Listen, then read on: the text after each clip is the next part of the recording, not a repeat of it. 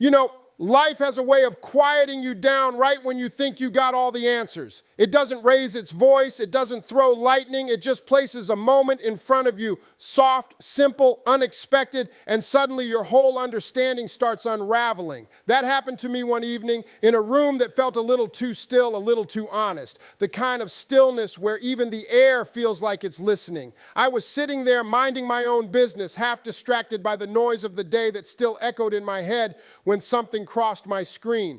A clip, a conversation. A breakdown of something I thought I already understood, Islamic marriage. And not the debate-filled, stereotype-heavy version people throw around so carelessly. No, this was calm, this was deliberate. This was spoken with a weight I wasn't ready for. And without meaning to, I felt myself leaning forward, like my soul had been tapped on the shoulder. There was a moment, a real undeniable moment where my chest tightened just enough to tell me I wasn't watching this for entertainment. I was watching because something in it was calling me, not loudly, not forcefully, just firmly enough that my heart whispered, "Pay attention." I wish I could say I knew exactly why, but the truth is, I didn't. I just knew it mattered. I knew it was going to peel something open inside me that I'd been avoiding for years, maybe decades. And then came the question. The one that rose inside me like smoke curling slowly toward a ceiling it cannot touch. What was it about these rules, these Islamic rules of marriage that felt so different from everything I'd grown up believing? Why did it feel grounded? Why did it sound so intentional, so unshakable, so untouched by the chaos of modern life? Why did it feel like something the world had abandoned but desperately needed back? I sat with that question longer than I expected. It tugged at me, teased me, challenged me, and part of me resisted it because questions like that, they're not harmless. They don't just make you curious. They make you look inward. They make you admit things. They make you confront the quiet places inside yourself where truth has been knocking for years.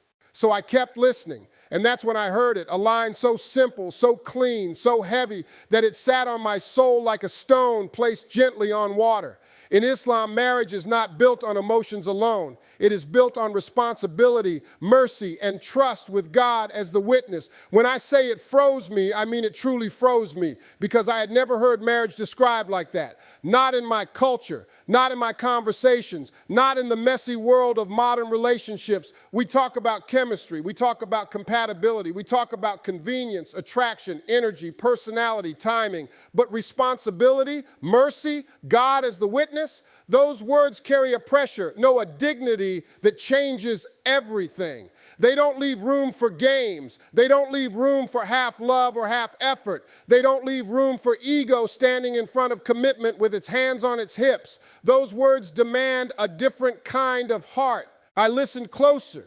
A man spoke about the roles Islam sets for a husband and wife. Not roles of power or superiority, not roles made of ego and control, roles made of balance, complement, accountability. A man is responsible for protection, provision, gentleness. A woman is honored, supported, cherished, respected. Both are obligated to treat each other with compassion, and both will answer to God, not just each other if they fall short. I don't know if you've ever had a truth hit you so hard it almost rearranges the room around you. But that moment did that to me. It was like the air shifted, like the ground beneath my assumptions cracked just enough to let something real shine through.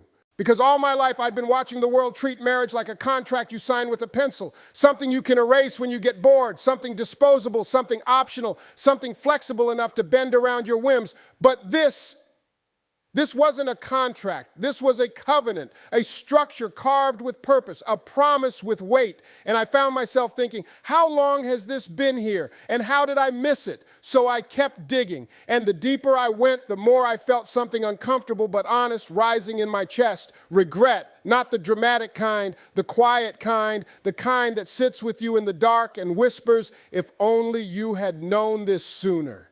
Because I started seeing how many relationships in my life, whether mine or the ones around me, fell apart, not because love was gone, but because responsibility faded, because mercy evaporated, because direction was missing. We were walking into marriages with emotion, but not structure, passion, but not discipline, excitement, but not maturity. And for the first time in my life, I asked myself a question I never thought to ask. When did we start believing that love alone was enough?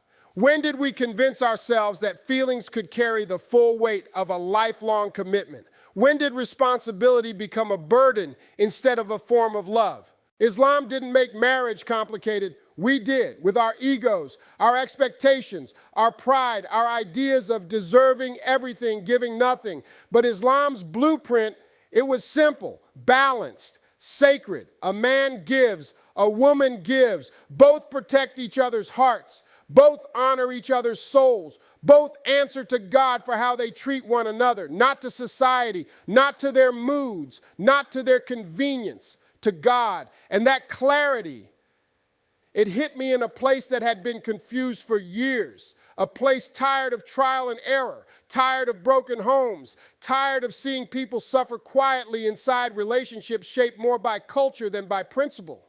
I started thinking about people I know, people who jumped into marriage blinded by emotion, then fell apart because no one taught them the blueprint. They never learned what Islam teaches so plainly. Love without responsibility is just emotion. Responsibility without mercy is just duty. But when responsibility and mercy come together, you get peace. That line settled into me like a seed finding soft soil. It grew roots fast because I realized peace is what everyone is chasing, but almost no one is building correctly. We build relationships on sparks instead of bricks, on excitement instead of discipline, on fantasy instead of foundation. Then we wonder why the house collapses when the winds blow. And as I sat there with the quiet of the night wrapping around me like a soft blanket of truth, I felt something unexpected moving through me. Gratitude. Not because I had mastered this wisdom, but because I had been allowed to witness it. Because these teachings were not yelling at me. They weren't judging me. They weren't shaming my past or mocking my mistakes. They were inviting me to see love differently, to see commitment differently, to see myself differently. And believe me when I say that kind of invitation is rare. I'm not a scholar. I'm not an expert. I'm not someone who pretends to know everything about faith. I'm just a person trying to navigate life with fewer blind spots than yesterday. And what I learned that night, what Islam gently revealed to me, felt like a lantern being placed in my hand, a soft glow in a world full of shadows, a reminder that structure doesn't kill love, it protects it, that responsibility doesn't limit freedom, it guides it, that marriage isn't about finding someone who completes you, it's about becoming someone who can be trusted with another soul. I felt myself breathing slower, thinking deeper, understanding more, and somewhere in that stillness, a thought formed inside me so quietly that I almost missed it, but I didn't. It whispered, maybe peace isn't something you stumble into. Maybe it's something you build brick by brick with God watching over every layer. And right then, everything made sense. This wasn't just about Islamic marriage. It was about the human heart, the human struggle, the human longing for structure, purpose, clarity, mercy, and I realized how many people walk through life craving the very thing this faith has been teaching all along. I sat in gratitude, quiet, humble gratitude, for having been given a glimpse of something ancient, something steady, something carved with divine intention, and I decided I'm going to carry this with me, not as a rule book, not as a conversion, not as a declaration, but as wisdom, as guidance, as a gentle compass pointing me toward a better version of myself. And as the night settled, as silence rested softly in the corners of the room, I found myself offering a whisper into the darkness. A whisper not meant for anyone, but felt by everyone who's ever wanted a love that doesn't crumble, a home that doesn't break, a peace that doesn't run. May your homes be places of mercy. May your hearts be places of truth. And may your love be something that God Himself smiles upon.